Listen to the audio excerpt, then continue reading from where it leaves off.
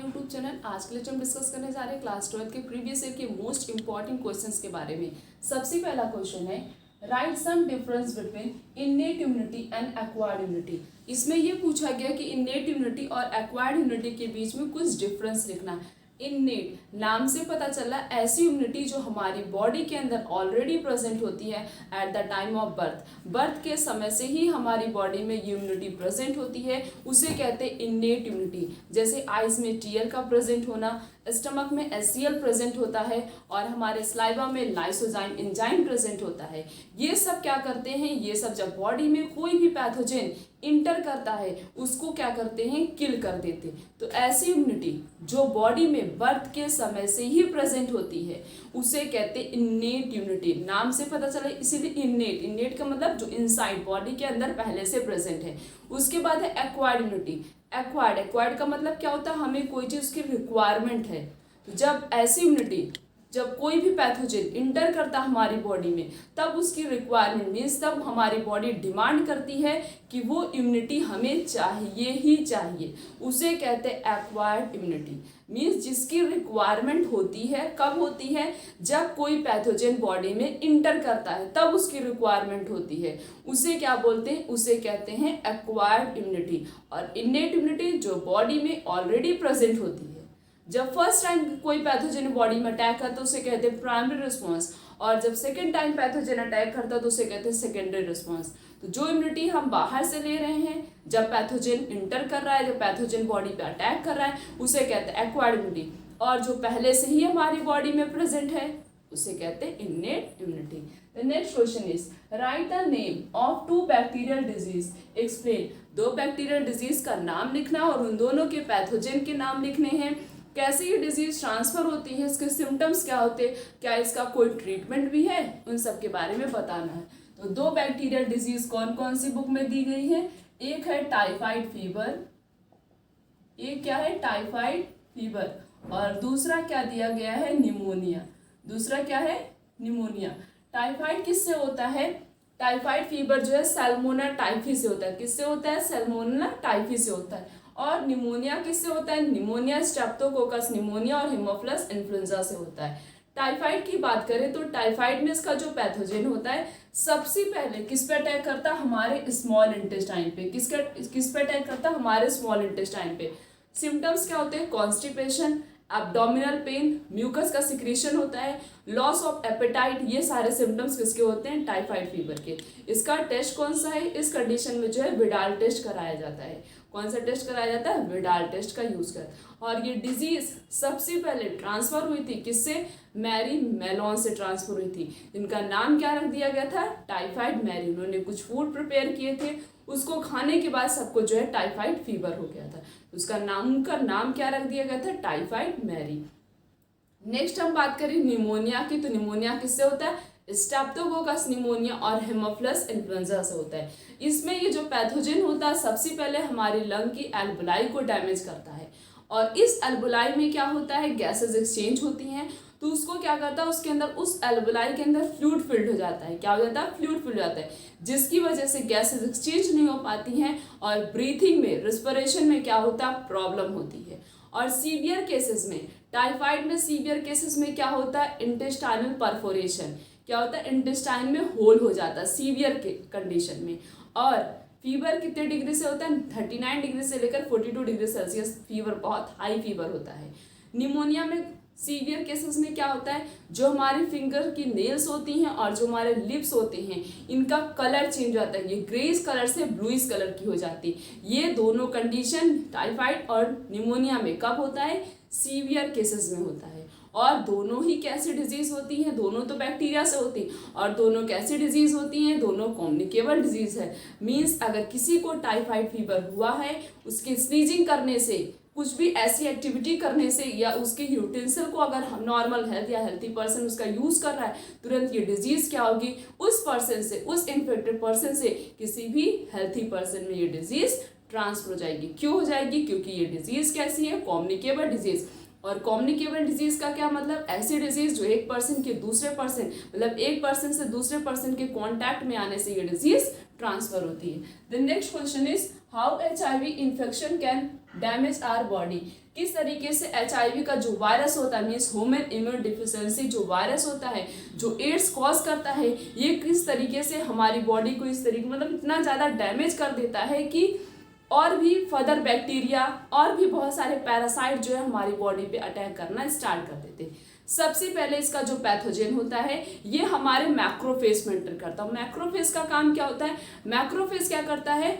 Phagocytosis का काम करता है। फैगोसाइटोसिस का मतलब जब कोई भी पैथोजन बॉडी में इंटर करता है तो उससे वो क्या करता है? फाइट करता है। तो जैसे इसका वायरस बॉडी में सबसे पहले किस पर अटैक करता है? हमारे मैक्रोफेज पर अटैक करता है। मैक्रोफेज के बाद जो है वो किस पर अटैक करता है? हमारे हेल्पर टी लिम्फोसाइट पे। जितनी भी नई नई हेल्पर टी लिम्फोसाइट बनती जाती उन सब पे वो क्या करता है? अटैक करता है। और जिसकी वजह से इसमें क्या होता है? एड्स में हेल्पर टी लिम्फोसाइट के नंबर्स डिक्रीज हो जाते हैं। अगर ये क्वेश्चन पूछा जाए कि एड्स में क्या होता है मीन्स एक पर्टिकुलर मतलब आइडेंटिफिकेशन बताओ कि जिससे हम आइडेंटिफाई कर सकते हैं ये डिजीज कैसी है? AIDS disease. इसमें क्या होता है? हेल्पर टी लिम्फोसाइट के नंबर डिक्रीज हो जाते हैं। और जब ये क्या मतलब इसके ये जो पैथोजन होता है ये अपनी इतनी ज़्यादा प्रोजेनी बना लेता है कि हमारी बॉडी जो है उस पैथोजन से फाइट नहीं कर पाती है और जिसकी वजह से और भी बहुत सारे वायरस बैक्टीरिया पैरासाइट हमारी बॉडी में अटैक करना स्टार्ट कर देते हैं। हेल्पर टी लिम्फोसाइट अटैक करता है उस पर मतलब उसको डिस्ट्रॉय कर देता है। उसका काम क्या होता है? उसका काम होता है इम्यूनिटी प्रोवाइड कराना और बॉडी मतलब पैथोजन से फाइट करना। जब उसी के नंबर्स डिक्रीज हो गए तो हमारी बॉडी जो है कैपेबल नहीं होती है उस पैथोजन से फाइट खुद को नहीं कर पाती, जिसकी वजह से वो चाहे वो ही और सी चाहे लड़का हो चाहे लड़की हो दोनों की बॉडी क्या होती है पूरी तरीके से जो है उसमें पैरासाइट HIV के पैरासाइट पैथोजन जो है इंटर कर जाते हैं, जिसकी वजह से वो अपने आप को उससे फाइट नहीं कर पाते, उसको अपने आप से प्रिवेंट नहीं कर पाते। तो HIV का पैथोजन सबसे पहले किस पर अटैक करता है? हमारे मैक्रोफेज पे। उसके बाद हेल्पर टी लिम्फोसाइट पे कंटिन्यूअस हेल्पर टी लिम्फोसाइट का नंबर क्या कर देता है? वो डिक्रीज कर देता, अपनी एक पूरी वायरल प्रोजेनी का फॉर्मेशन कर देता है। The next question is what is biotechnology? Bio का मतलब बायोलॉजिकल, टेक्नोलॉजी का मतलब टेक्निक्स। कुछ ऐसी बायोलॉजिकल टेक्निक्स लाई गई हैं जिससे ह्यूमन बीइंग की लाइफस्टाइल को बहुत ही ज़्यादा सिंपल बना दिया गया और बहुत ही ज़्यादा इजी बना दिया गया। कुछ ऐसे प्रोडक्ट बनाए गए हैं जिससे जो है ह्यूमन बीइंग उसका यूज़ करके बहुत सारी एक्टिविटी परफॉर्म कर सकते हैं, उनकी लाइफ स्टाइल बिल्कुल ईजी हो चुकी। उसे कहते हैं बायोटेक्नोलॉजी। मीन्स कुछ ऐसे स्पेशल प्रोडक्ट बनाए गए हैं और ऑर्गेनिज्म के कंपेरिजन में, जैसे स्पेशल एनिमल का फॉर्मेशन किया गया है और उस एनिमल का हम यूज़ किसी भी एक्टिविटी के लिए कर सकते हैं। स्पेशल प्लांट का फॉर्मेशन किया गया है और वो प्लांट और प्लांट के कंपेरिजन में सबसे डिफरेंट होगा, सबसे अलग होगा। ये बायोटेक्नोलॉजी मीन्स बायोलॉजिकल टेक्निक का यूज़ करके बहुत सारी ऐसी टेक्निक्स बनाई गई हैं जिससे जो है ह्यूमन की एक्टिविटी बहुत ही ज़्यादा सिंपल हो सकती है। This process is known as biotechnology. The next question is what is gene therapy? नाम से पता थेरेपी का मतलब क्या होता है? ट्रीटमेंट। जीन का मतलब जीन को ट्रीट कराना। अब ये जीन थेरेपी क्या होता है? जीन थेरेपी का मतलब होता है जब हमारी बॉडी में कोई भी जीन डिफेक्टिव हो चुकी है मीन्स खराब हो चुकी है, ये एब्सेंट है वो जीन, उस कंडीशन में बॉडी में जब जीन को इंसर्ट कराया जाता है उसे क्या बोलते हैं? उसे कहते हैं जीन थेरेपी। यही तो हुआ था जो 4 साल की बच्ची थी उसके अंदर ADA एंजाइम की डिफिशियंसी थी वो एंजाइम किसके रिस्पॉन्सिबल था? इम्यून सिस्टम के रिस्पॉन्सिबल था, जिसकी वजह से जब वो बच्ची जो है बॉर्न हुई तो उसकी बॉडी इतनी ज़्यादा वीक थी वो अपने आप को जो अगर उसके कांटेक्ट में कोई नॉर्मल पर्सन आ जाए तो उस बच्ची की डेथ भी हो सकती है। तो इस एंजाइम को जो है पहले तो उसके लिम्फोसाइट के अंदर इंसर्ट कराया गया था। लिम्फोसाइट का लाइफ स्पैन होता है जिसकी वजह से वो परमानेंट क्यूरेबल नहीं माना जाता।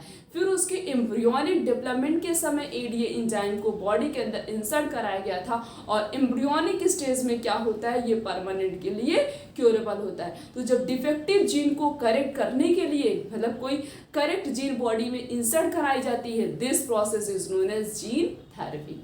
Next question is what are fermenter? Fermenter क्या होते हैं? जब किसी भी सब्सटेंस की हम लार्ज वेसल्स में ग्रोथ कराते हैं उसे क्या बोलते हैं? मतलब इंडस्ट्री में सब्सटेंस की ग्रोथ कराई जाती है लार्ज वेसल्स में, उसे क्या बोलते हैं? उसे कहते हैं fermenters. The next question is describe the life cycle of Plasmodium, Plasmodium की लाइफ साइकिल को डिस्क्राइब करना है।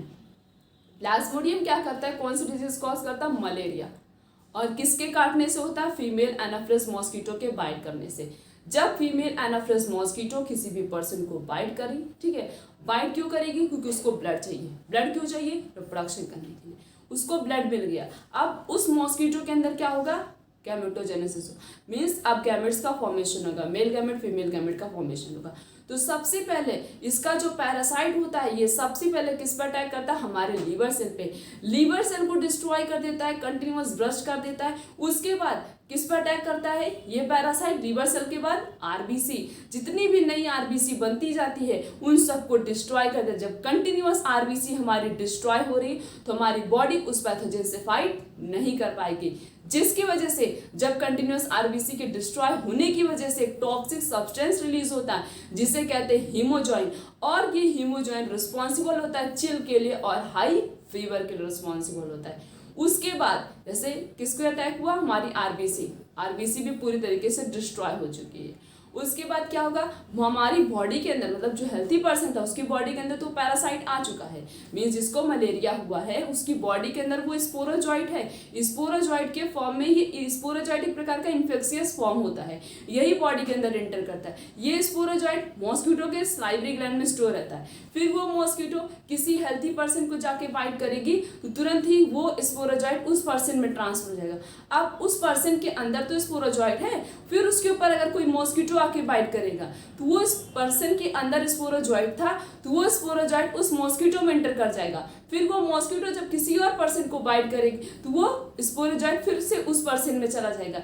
इस तरीके से ये लाइफ साइकिल क्या होती, कंटिन्यूअस चलती रहती। इसलिए बोला जाता है कि मलेरिया की लाइफ साइकिल में, मीन्स प्लाज्मोडियम की लाइफ साइकिल को कंप्लीट करने के लिए 2 वेक्टर की जरूरत होती, और वो 2 वेक्टर कौन होते हैं, एक तो मॉस्किटो होता है, दूसरा कौन होता है, ह्यूमन बीइंग। 2 वेक्टर की जरूरत होती है to complete the life cycle of plasmodium. The next question is what is in situ and ex situ conservation. In situ और एक्स सीटू कंजर्वेशन क्या होता है, बहुत ज्यादा क्वेश्चन इसके पूछे जाते हैं। इन सीटू और ex situ, in situ conservation में क्या होता है, जैसे स्पीसीज को, कोई भी स्पीसीज है जहाँ पे वो रह रही हैं वहीं पे उनको प्रिवेंट करना, वहाँ पे उनको फूड प्रोवाइड करना, वहीं पे उनको मतलब हैबिटेट प्रोवाइड करना, उसको कहीं और नहीं लेके जाएंगे, जहाँ पे स्पीसीज हैं वहीं पे हम उसको फूड दे देंगे, उसको प्रॉपर हैबिटेट दे देंगे और उसका प्रॉपर ट्रीटमेंट करेंगे, उसे कहते हैं इन सीटू कंजर्वेशन। मीन्स जहाँ पे स्पीसीज हैं वहीं पे स्पीसीज को हम प्रिवेंट करके रखेंगे, बचा के रखेंगे, उसे कहते हैं in situ conservation. But ex situ conservation में क्या किया जाता है, और इन सीटू कंजर्वेशन में उसी स्पीसीज को प्रिवेंट करें जो स्पीसीज अभी पर्टिकुलर मतलब सर्वाइव कर रही हैं, और एक्स सीटू कंजर्वेशन में जो स्पीसीज खत्म होने वाली, बिल्कुल मतलब कभी भी खत्म हो सकती हैं, उन सबको प्रिवेंट करके रखना और उनको एक स्पेशल पर्टिकुलर प्लेस प्रोवाइड करना जहाँ पे उन स्पीसीज को प्रिवेंट करके रख सकते हैं, उसे कहते हैं एक्स सीटू कंजर्वेशन। और जहाँ पे स्पीसीज रह रही हैं वहीं पे उनको प्रिजर्व करके रखना, प्रिवेंट करना, बचा के रखना, फूड प्रोवाइड करना, हैबिटेट प्रोवाइड करना, उसे कहते हैं इन सीटू कंजर्वेशन।